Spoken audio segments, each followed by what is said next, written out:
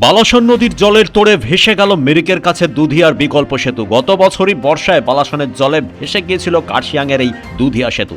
দার্জিলিং থেকে মিরিক হয়ে শিলিগুড়ি ফেরার পথে আটকে পড়েছিলেন বহু পর্যটক। বিপর্যয় মোকাবিলায় তৈরি হয়েছিল বিকল্প সেতু। কিছুদিনের মধ্যেই সেই বিকল্প সেতু খুলে দেওয়া হয়েছিল। তৎকালীন মুখ্যমন্ত্রী মমতা বন্দ্যোপাধ্যায়ের নির্দেশে বিশেষভাবে বানানো হয়েছিল সেই সেতু। কিন্তু ফের একবার এই বিকল্প সেতুও ভেসে যাওয়ায় চিন্তায় পড়েছেন দার্জিলিং, মিরিক, সুখিয়াপোখরি বেড়াতে যাওয়া পর্যটকরা। বালাসনের পাড়ে দুধিয়া সেতু সংলগ্ন এলাকার মানুষ গতকাল রাত থেকেই আতঙ্কে ছিলেন। বৃহস্পতিবার সন্ধ্যা থেকে উত্তরবঙ্গের পাহাড় ও পাহাড় সংলগ্ন তরাইয়ে 200 মিলিমিটার বৃষ্টি হয়েছে। আর সেই বৃষ্টিতেই জল বেড়েছে বালাসন, মহানন্দা সহ একাধিক নদীতে।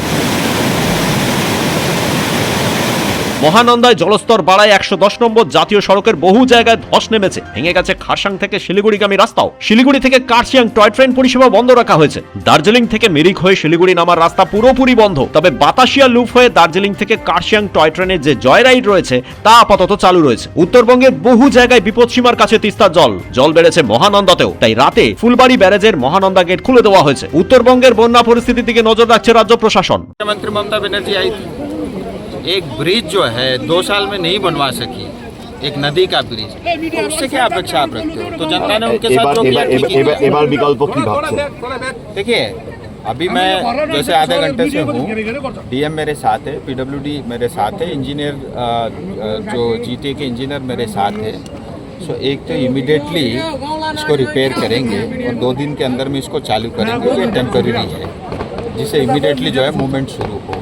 दूसरा, ये तब तक कोई ब्रिज यहाँ टिकेगा नहीं जब तक पीछे डैम नहीं बनेगा।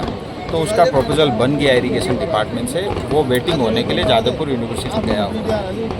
तुरंत ही उसका टेंडर हो जाएगा। पीछे डैम जैसे ये 2 महीना बारिश का ख़त्म हो जाएगा, उसका काम बट ये बारिश के कारण पीछे जो है पब्लिक को तकलीफ है, गाँव में पानी घुस रहा है। तो मैंने इरिगेशन डिपार्टमेंट को आज बोला है कि उसका तुरंत DPR का काम करो, ठीक है।